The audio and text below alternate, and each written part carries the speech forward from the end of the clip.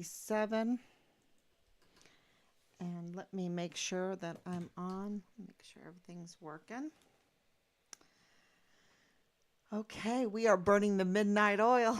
We're burning the midnight oil, which rightfully so, because there's murderers on the loose. And the DA office there in El Paso is too busy tampering, hiding, spying, what else? Instead of doing their job, which is to identify crime, document it, and prosecute the criminals.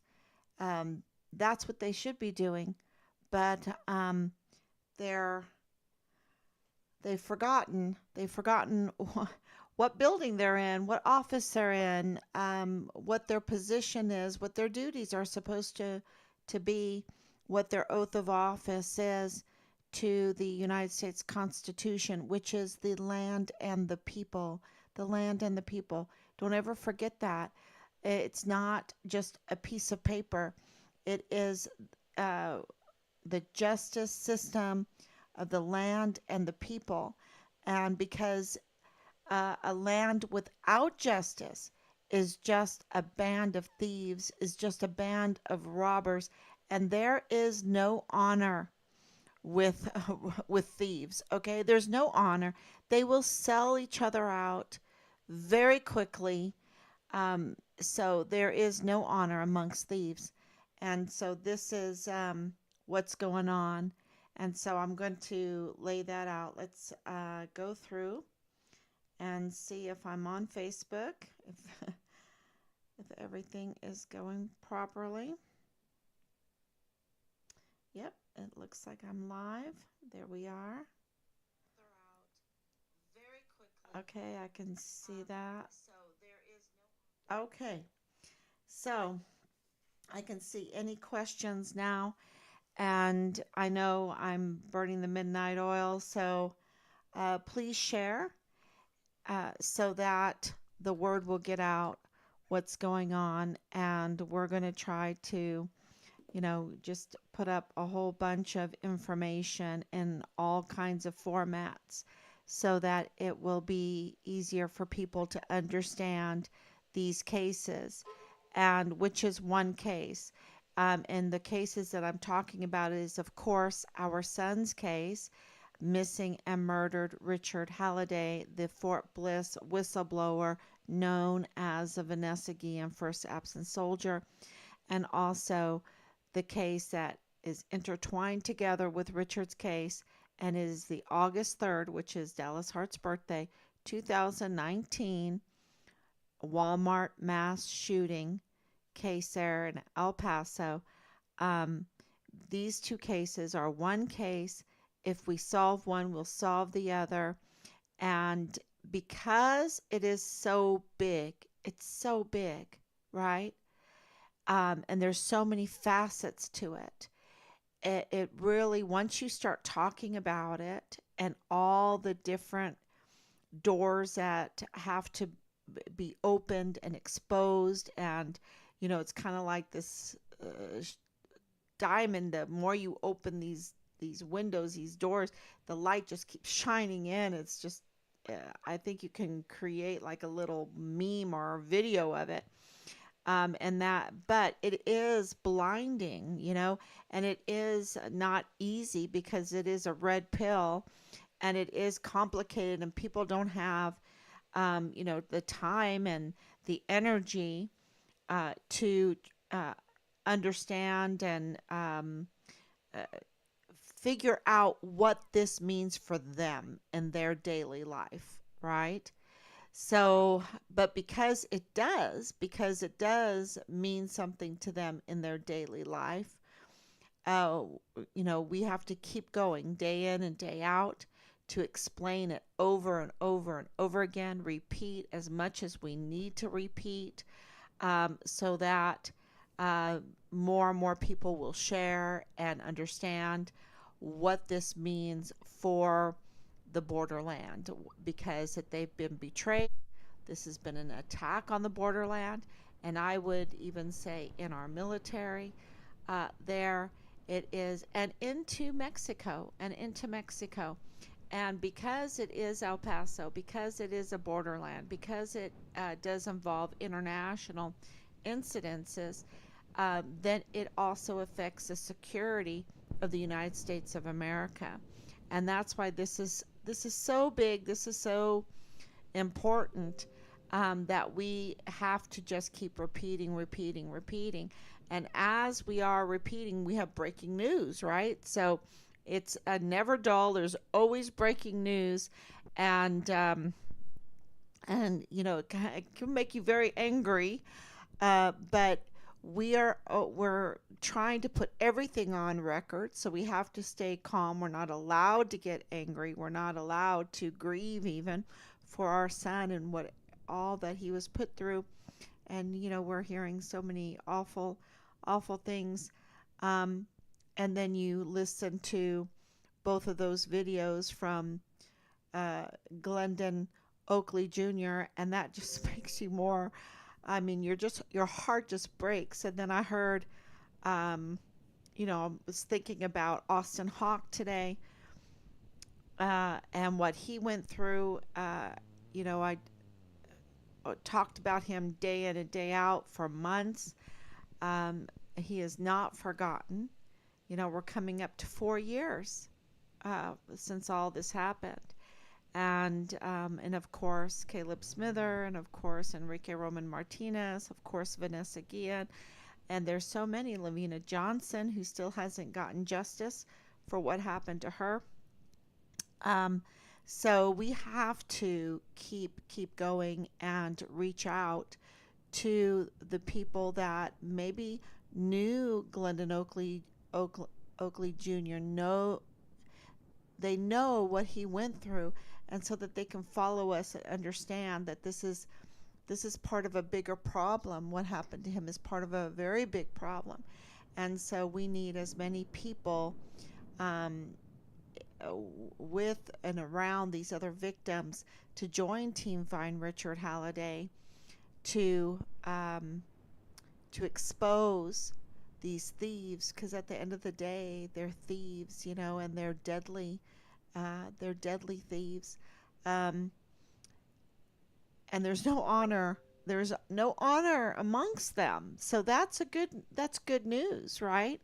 There's a real weakness there. When you have no honor, when you don't care about your fellow man, then that's a real weakness. And so where three chords are, you can braid them together. That's where the strength is, right? So so we need everybody to hang in there with us. Just keep listening, keep listening. It'll all sink in. That's why I do these live streams, for my own sake, for our family's sake, Team Find Richard Halliday's sake, because the more that we repeat, the more we understand ourselves, the whole environment, the whole situation, the whole criminal um, the criminal facets of this criminal enterprise that took our son's life and many other lives, and is intertwined with the Walmart mass shooting that happened on August 3rd of 2019. So, and it's stinky, that whole Walmart mass shooting. The more you look into it, when you really look into it, when you really look into the people, there's still all these interviews up of people testifying to the most vulgar, racist, um, hateful, absolutely horrendous narrative. And I just don't believe it. Okay? I don't believe it. There's part of my father in me.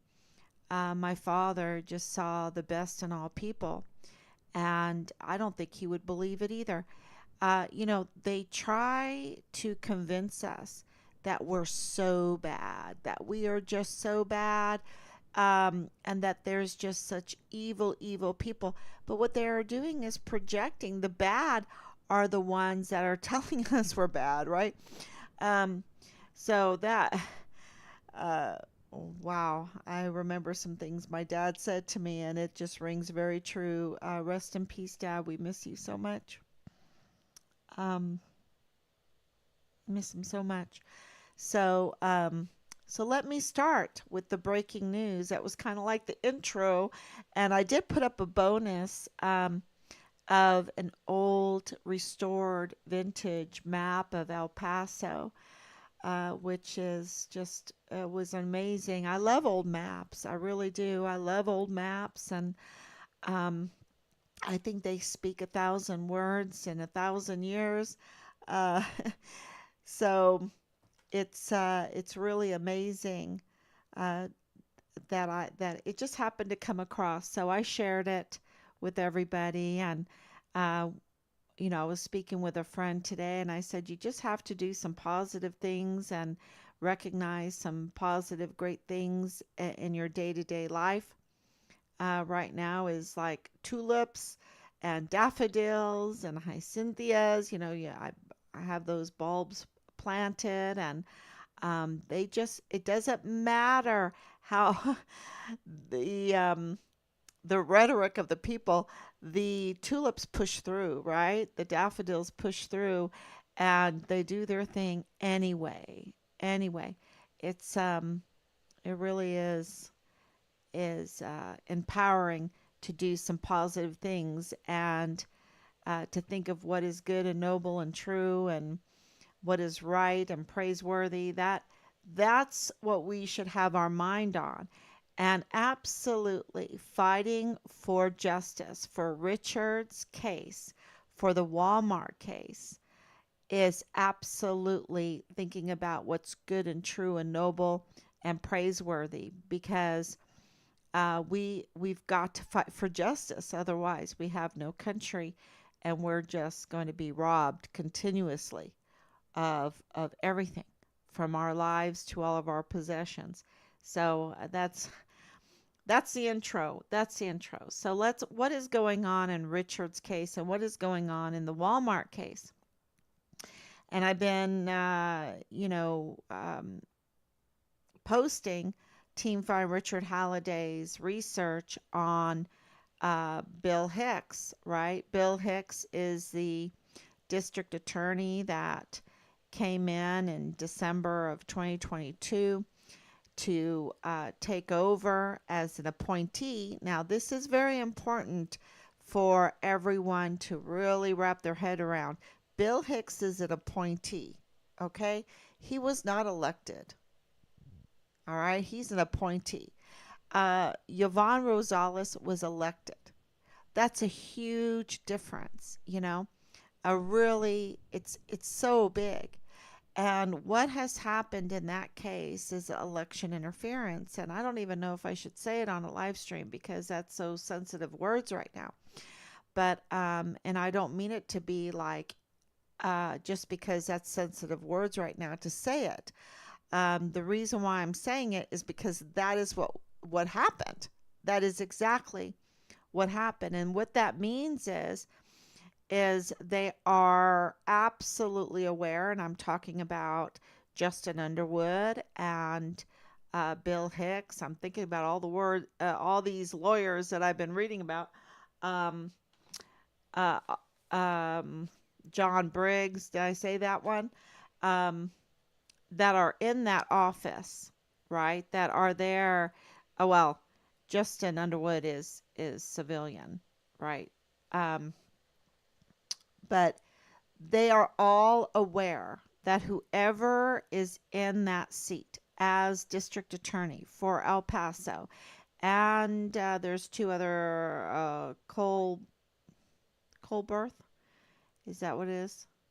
Um, Colbert, and let's see, I just looked it up, and I want to make sure that I'm saying it right. Um, did I not put it here? Because oh, well, I'll look up, and um, there's 3 counties that the district attorney of El Paso is in charge of, has jurisdiction over. And so that's really, it's a big parcel of land, but of course that is a deserty area. And so, of course, El Paso is the most populated part of that. And so that's where our focus is because of Richard, because of the Walmart case.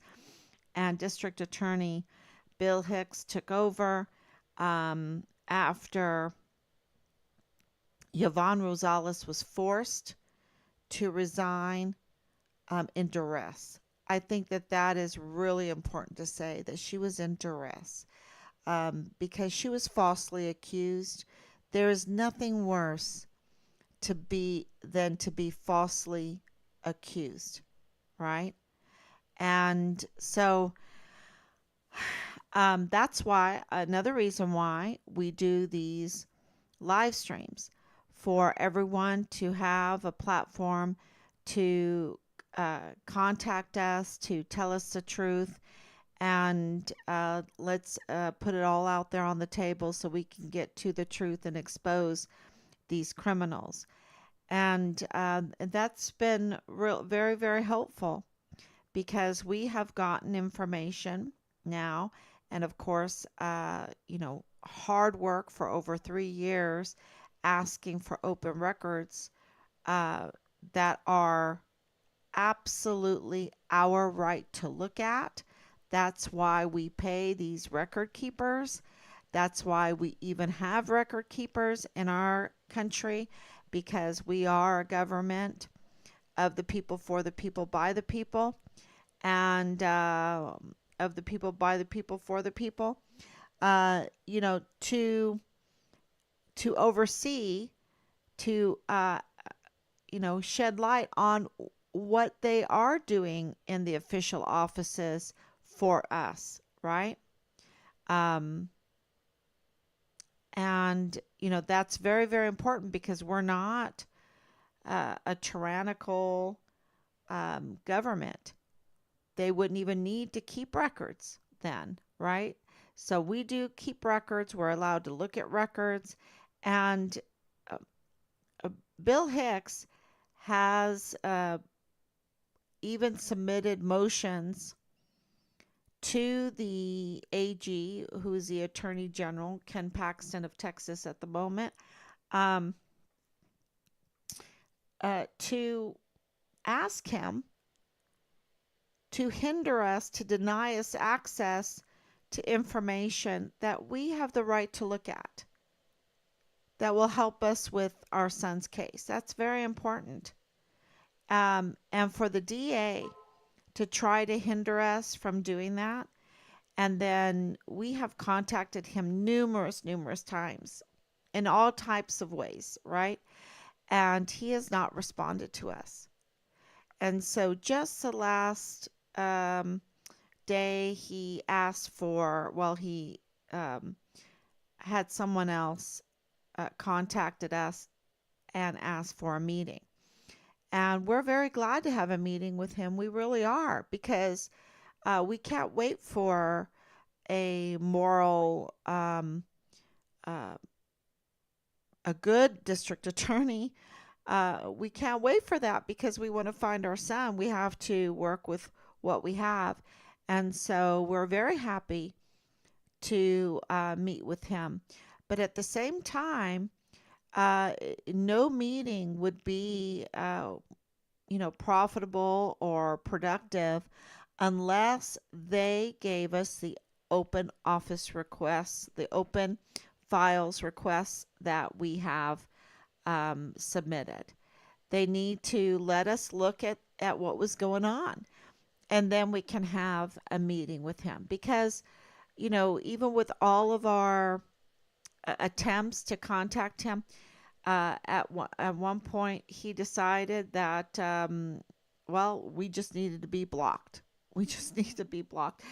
Okay, so what does that mean? I mean, you're like, wow, he doesn't want to say Richard's name.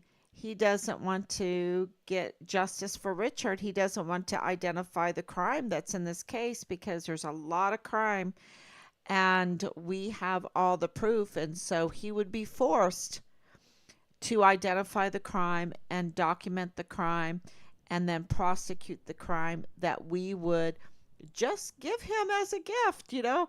I mean, here, this is go and arrest Lilani Hart. Go do it now. Don't wait a minute. Don't pass go. Don't stop. Don't you need to go and arrest her right now because we have it all. And there's others, right?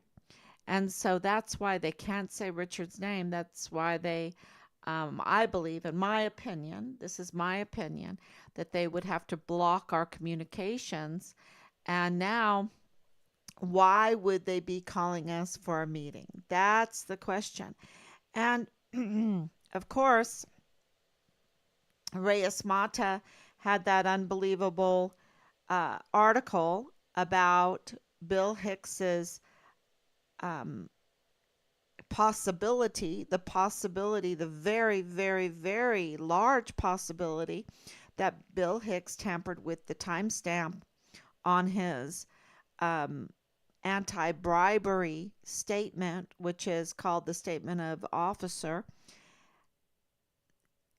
when he was supposed to submit that before, sign it, submit it, before he took the oath of office as district attorney.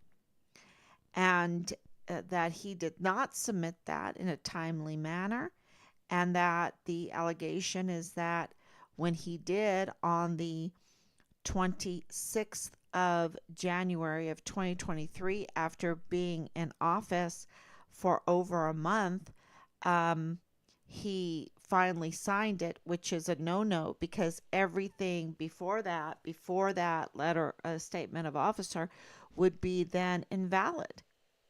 Okay? And so this makes him an illegitimate district attorney.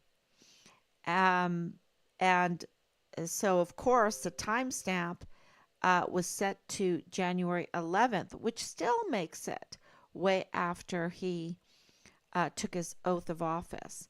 So, yeah, there is a very, very big problem there. But that's not the there's many more problems, okay, because of the open records revealing that he wasn't paying his tax, he wasn't submitting his taxes, paying his taxes for 2020 and 2021, that his law office was in big trouble as far as being accused of barentry, and and there's more, and I think he was even there was some kind of conviction in that. So, but that's not even, I mean, there's so much here, and I don't understand why. And think about it, he was appointed out of all the lawyers. uh you know Bill Hicks was appointed, and it doesn't matter. I know that not every lawyer passes, their bar the first time around. A lot of them fail. It doesn't matter that he failed the first time. Uh, that's not a big, I don't know. I don't know. You tell me if that's a big deal or not, but I'm not going to, he did pass it at some point. Um, so the big problem is, who were his clients, and is there a conflict of interest when it comes to his clients and our son's case, when it comes to his clients and it comes to the August 3rd, 2019 Walmart mass shooting case, because he was actively, before he even took his oath of office, he was actively seeking out that position to be the prosecutor of the Walmart case. And yeah, there's some conflicts of interest there. While he is seeking to be the prosecutor of the Walmart case, while he is the lawyer, while he's representing the Purchase Funeral Home Service. Okay? The Purchase Funeral Home Service is huge. It is a big, big business. Um, they're a big business, and I believe they're in contract with Fort Bliss. Okay. That, yeah, through the mortuary affairs. And so they absolutely then are connected to Dr. Mario Raskin Ortiz, the chief medical examiner. Okay, so this is all very close knit. And here Bill Hicks is representing them. What does that mean? So I didn't know what that would all that would entail. This is another, uh, I guess, another facet of this whole investigation that needs to be understood. At least for me, it did. So I wrote down some notes about some of the things that Team Fine Richard Halliday made me aware of, and that is uh, when Bill Hicks is representing Purchase Funeral Service, and he did that all the way up until he took office. Okay. And we do not know who he handed that over to. I have my suspicions who he handed over that big job to, because this is a big job. And we do have wonderful insiders and wonderful Team Farm Richard Halliday to clarify what his duty was as the representative to this funeral home called Purchase. And so Bill Hicks, his role would of course be the legal advisor. And I'm reading here from my notes. So he would be the legal advisor, and he would have to assist the Purchase funeral homes um, to make sure that they are adhering to the government's rules on funerals. And additionally, he would have to work on the contracts, the dealings with the clients, okay, and the suppliers and others. That would, I mean, he would have to make sure all of that was running smooth. Um, Now, do I know all of the parameters of his job there? I don't. I'm just trying to, when you are a lawyer for a funeral home, what would be your duties? Okay. So his duties would absolutely function as like a guardian, making sure that he can identify potential legal issues because, as a DA, you have to identify crime. Here, he's identifying legal issues and addressing them. In event of a court case, he would have to advocate for Purchase funeral homes, and he would have to develop plans and collect evidence and present their side of the story, of course. And his duty would have been to ensure that the funeral home remained compliant with the law. Um, you know, any changing regulations, and I remember this from a lawyer friend in Germany, a German lawyer, when I visited him in his office. His assistant always had these binders that they were always changing out, changing out, changing out. And he preferred, to see things in writing. And so every day, every week, they'd have to change out new how regulations were changed, and laws were changed, and things like that. So you have to stay informed of any new laws and how they might impact the business, right? And especially funerals, especially handling the deceased and their families. Um, so, moreover, let's talk about the August 3rd, 2019 Walmart mass shooting. Um, he absolutely, as legal representative of Purchase Funeral homes, would most likely have to be the intermediary for the funeral homes and the families of victims. Now, this is very important information because Purchase Funeral Homes, um, many of the deceased bodies went through them. Many. And one particular was Alexander Gerhard Hoffmann wrote. Okay, this is very important because he had to be extradited, transferred to Mexico for his funeral and burial. So they would have to handle all of that. And Bill Hicks would have to deal with Rosa Maria Valdez Garcia and Thomas Hoffman and the rest of the family. They would have to absolutely deal with each other. So this is a big problem if you're going to, because this, if let's say Elise Hoffman, she wrote on the purchase um, business recommendation on the Google that, a 1 star. She was very upset with how they handled the funeral. Well, let's say she wants to sue them. Let's say she wants some legal action against them.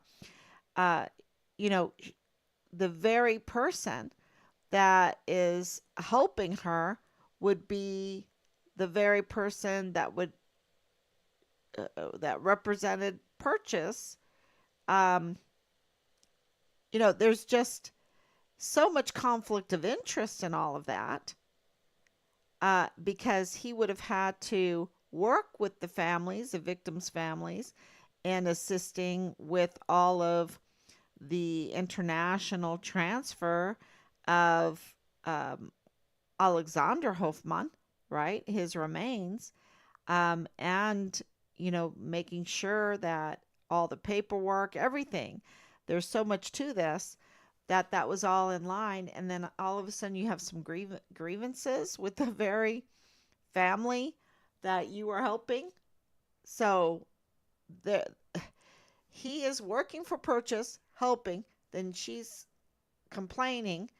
Um, Maybe she wants to take action, maybe not. But then she would have to go to Bill Hicks to complain about Bill Hicks. I mean, there's something that is, you know, there's a lot of conflict of interest there. Okay. Um, exactly. It goes here. Because Fort Bliss has a cemetery, and we know that Alexander Hofmann was in the German Air Force, that he was stationed there. But just because of that, he can't be buried there. You would think that he would be American by now for staying, but he didn't. And I don't think you can. I think maybe now you can be dual citizen in Germany since the EU, but there was always uh, that was always a no go. You'd have to give up your German citizenship um, if you wanted to become an American citizen. I know that my mother did that. She had to give up her German citizenship to become American. Um, so, uh, there's all kinds of issues in there. Um, so he was a Mexican national, I believe. So that's why he was buried over there. But Bill Hicks would have to organize all of that. You can imagine what all that entails. So, uh, over to Mexico. So, I want to say with that information, there's other reasons why uh, District Attorney Bill Hicks has so many problems. And because of that, he should really step aside. I believe it's something that I think we all should talk about. He should step aside in overseeing the August 3rd, 2019 Walmart mass shooting and Richard's case. he should leave that to another legal team. Maybe, San Antonio, because we have gotten responses from San Antonio. So maybe that would be a good way to go. Sorry, I almost yawned. The reason is that up until he became DA, uh, he he's just not suitable. That's the nicest way to say it. That's the nicest way to say it, okay? There's so many things wrong that I just outlined. So, but this connection to purchase funeral homes is a real big one. And that also creates a challenge with open records. If you're doing any kind of legal action, that also creates a problem. And remember that Bill Hicks is accused of tampering with his timestamps. Um, you know, the integrity of the entire legal process requires that timestamps can be trusted. Okay, if you can mess with the timeline, then you can't trust the whole legal process, right? So he's just not trustworthy in any sense, way, or form to lead these cases. The August 3rd, 2019, and Richard's case, the Walmart mass shooting, and Richard's missing and murdered case. He's just not. And we need someone that we can trust.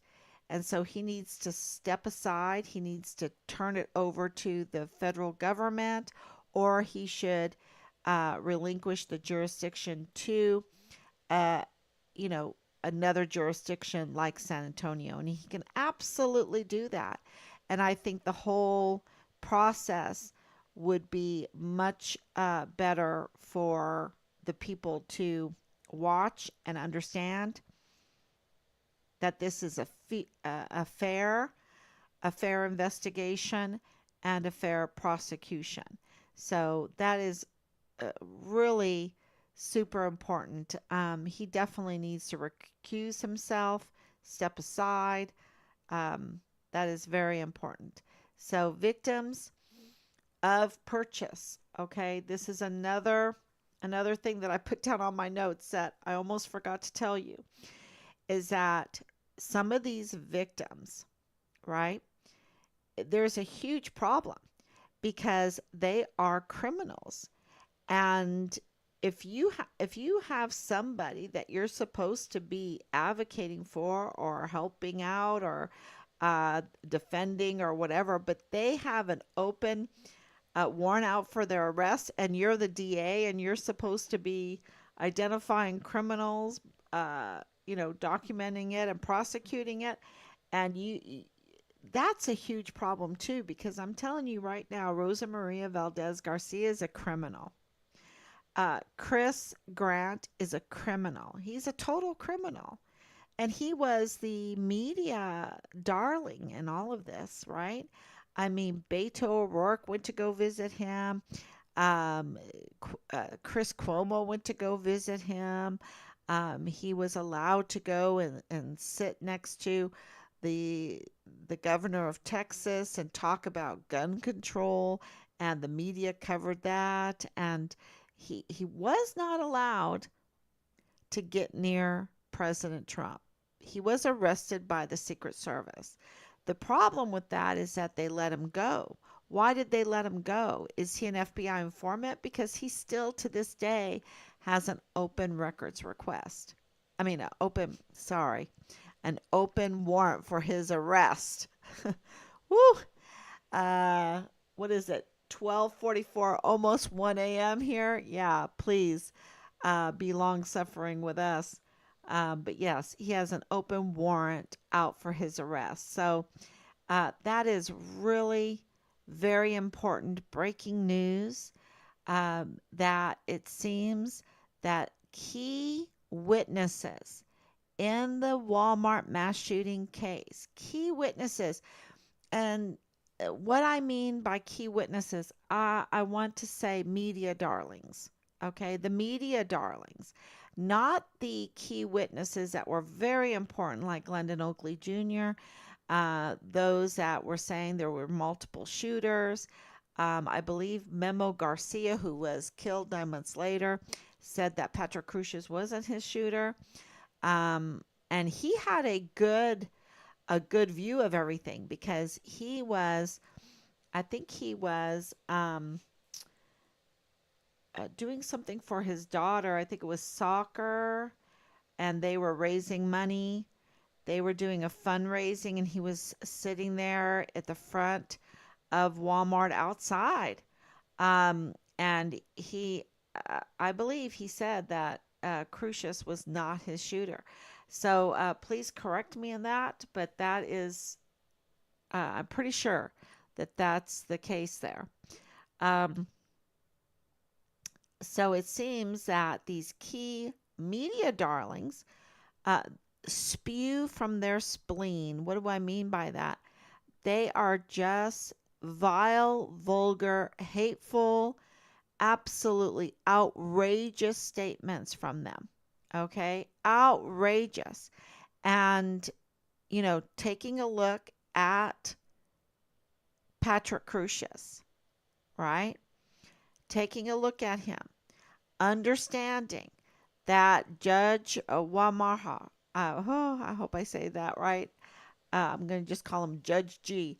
Judge G, um, he uh, recommended treatment for Patrick Crucius for his, quote, severe mental condition. His severe mental condition, quote. And we know that we have a confirmation that Patrick Crucius was autistic or is autistic. And we see corroborating evidence of that with him wearing the hearing protection because autistic individuals are very, very sensory sensitive. Okay, very sensory sensitive. It's very hard for you to give them a hug. It's very hard. They're hearing, their loud noises, anything like that. They're very sensitive to that. So for him to be wearing the hearing is an indication of his severe mental condition, which is autism, right? I mean, we have confirmed that he's autistic. So there might be something else in there too. But we know that when he turned himself in, okay, so at 10:39, he's shooting. There has to be shooting outside of the Walmart. And so that picture of him walking inside is weird. It's a weird picture, okay? Because when you have that many people, I believe they're saying 3,000 people, and you're walking in like that, where are the concealed carry people, right? Where are the open carry? Are you allowed to open carry in Texas? I know you're allowed to conceal carry. Where are they? And he's walking in to the Walmart like that uh, after already shooting people outside. Because, then the doors would automatically close. I mean, yeah, there is all kinds of, questions about what happened there. And that's why we need an outside, trustworthy um, trial of this case. Um, I mean, I don't know. He has 90 life sentences consecutively. He's going to spend his whole life in that high secure prison where they don't get much interaction with each other. Um, there in Florence, Colorado. So I don't know. Anyway, yeah, the thing that really bothers me is that soda bottles, because even though the El Paso police say this never happened, Chris Grant maintains this. Okay, so He's saying soda bottles were thrown at him. He's saying the most horrific stories about what happened in that Walmart. Yet at 11:11, so just minutes, half an hour later, Patrick Crucius is already at an intersection, right? And he's not even sweaty. He's not even nervous. He's, um, they're saying he doesn't have any remorse or anything. He doesn't show any emotion. There's no emotion, which is very typical for autistic. And they don't bag his hands. He has no blood on him that you can see in any of the pictures. There's no blood. He has these white sole shoes on. There's no blood. There's no soda on him. They don't bag his hands. Why don't they bag his hands? He just shot like almost, hundreds, if not 1,000 bullets. Why don't they bag his hands so that they can get uh, the gunpowder, to for forensic sake, right? Just and I don't even know if they read him his Miranda rights because I'm getting internal information that was not done. So we also know that the judge said he needed to get treatment for his severe mental condition, but there's no sign that he has ever been evaluated, right? There's no sign he's ever been evaluated or treated for his severe mental disorder, which is very concerning. The whole what kind of system do we have, right? If we're not going to follow it. So, and that's all for oversight, right? Yeah, so it's for DA Hicks to take this on is really brazen, is really criminal. That's what it is. He's being criminal. He needs to recuse himself. He needs to hand this case over to a different jurisdiction or to the federal government. Absolutely. El Paso, it's just, um, this case has gone on too long, too long. Everybody has their opinion about it. So I think that is okay. So I have a question here. Okay. Okay. So what they are doing is bullshit, just like with my grandson that died at Fort Hood or whatever it is now called. They, Fort Cavazos, right? They attempted to hide from all of the problems they have had with deaths. Thank you, Sue, for speaking up. Let me read that one more time. What they are doing is bullshit. Just like with my grandson that died at Fort Hood or whatever it is now called, Fort Cavazos. If I was a Cavazos family, I would say, no way. You're not putting my name on on Fort Hood. No way. No way. Um, but anyway, their attempt to hide from all of the problems they have had with deaths that just don't make sense. Exactly. Because there's a criminal element in the leadership. The leadership is absolutely criminal.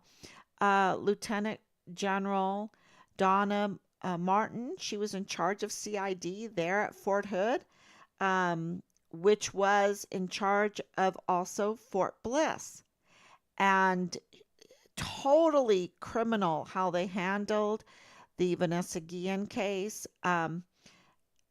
Also, Elder Fernandez's case, totally criminal. And Elder Fernandez, I haven't forgotten about him. R.I.P. Elders. Um, that was like a suicided. And what they do, it's kind of like with Glendon Oakley Jr., also like with our son's case, where they attack the whistleblower and they make their life so miserable. And uh, they give them these Article 15s for nothing. And I mean, these are field grade where they strip them of 3 ranks, and they make their life absolutely hell. Absolutely hell. And for being a whistleblower, see, because they're, um, well, at Bliss, uh, you know, it is a gravy train to be a thief on Fort Bliss. You just easy, easy. You get all these weapons, this ammunition, all the parts. You put them in those tactical move storage units, and go right over the border and sell it. Right? Go right over the border and sell it. And when you have somebody in the customs border protectors on your side, when you have someone at Dreams Cabaret on your side, when you have someone in the FBI like Jesus Nieto on your side, when you have a DA that's not going to identify crime and prosecute crime, when you have um, CID on your side, right? They're too busy having an affair and giving unauthorized access to files and doing harm instead of doing their job. When you have this stuff going on, uh, you have the DES allowing all kinds of breaches in security on Fort Bliss, so much so that his guard is like really bold. Hey, I'm going to let my stepdaughter, who's 14 years old, live in the barracks and be pimped out, be pimped out to soldiers while living in the barracks. You know, I mean, this is the stuff that is going on. And, uh, Richard absolutely was a whistleblower. He made all kinds of calls starting in 2019. In 2019. And see, they had to, um, they didn't like him saying, hey, I rather burn my money. Remember that video? I rather burn my money than spend it on whores and blow. Um, yeah, he gave them a message and they weren't real happy about it. So they had to start retaliating against him. And this is Major General Clem Coward. Okay. This is Lieutenant Colonel Michael Roddick. This is Tavita Nusa, CID agent Tavita Nusa, with the blessing of the FBI. And you know this is what's going on. How many more of our volunteer sons and daughters have to suffer through this? And the Army, with their narrative, calls them their most valuable asset. Well, you know, if they're your most valuable asset, you have forgotten because they're not doing their duty, and they are milking the system. They are using our military for their thievery to enrich themselves and to do deals with the greater community in El Paso, and absolutely human trafficking, absolutely narcotics trafficking. There is no excuse for the security breaches on Fort Bliss. We give them all the money, we give them everything, the personnel, the money, everything, and all the training they could want. And, they're botching it. They have botched it.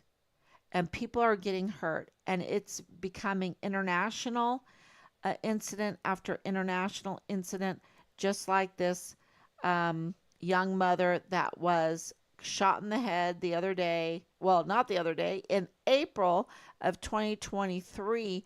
And we weren't told until now. He's been this soldier that went over there and then came back after murdering this young mother.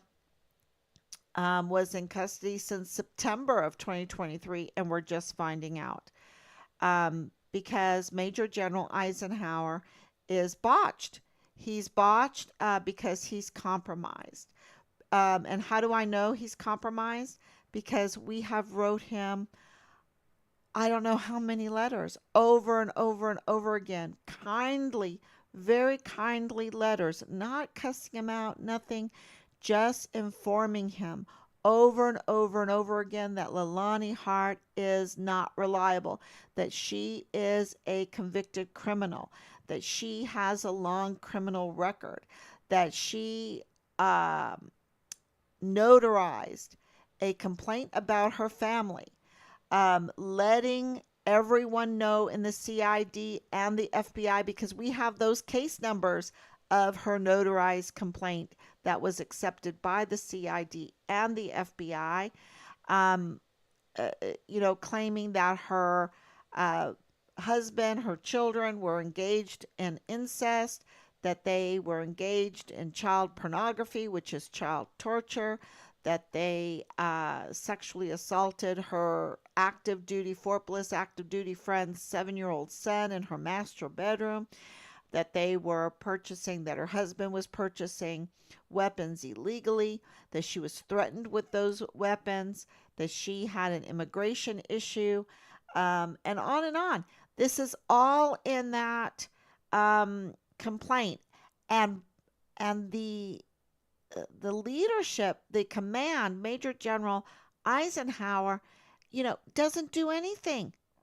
Doesn't do anything when El Paso Matters, Bob Moore, um, is featuring this unreliable source to hinder uh, a key witness in our son's case, in the Walmart case, retaliating against a key witness in our son's case, and in the Walmart mass shooting case from August 3rd, 2019. And the command doesn't do anything, and the district attorney doesn't do anything. And this is obstruction of justice, right?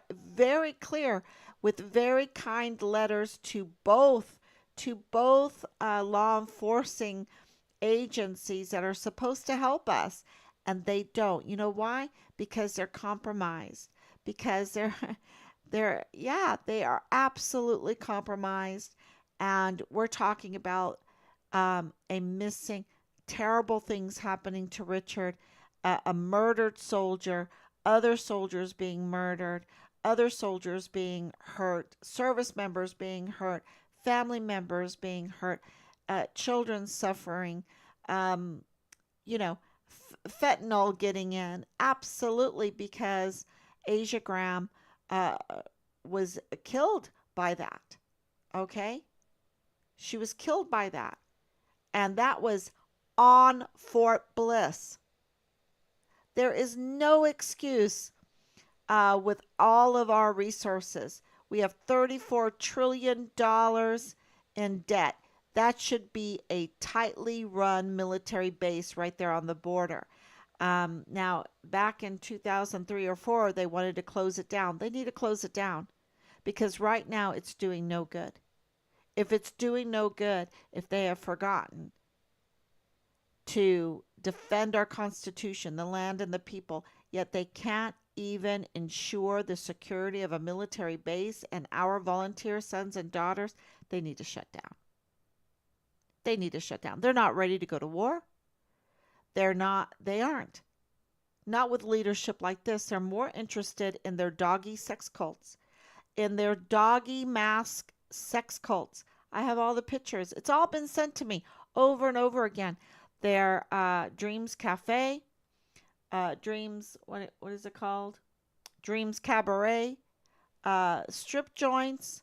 Um, they're they're profiting off of the American taxpayers.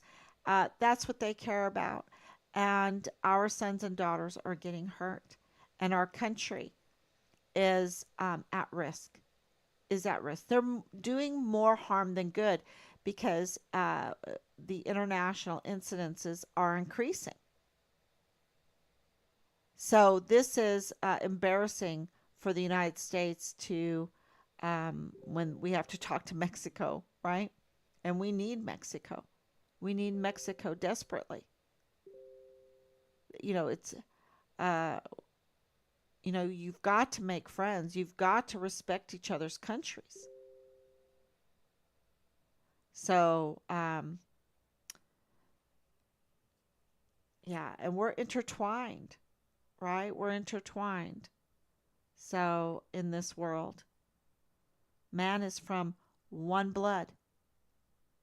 That's why Christianity is so wonderful. Christ brings us all together because he says we're from one blood,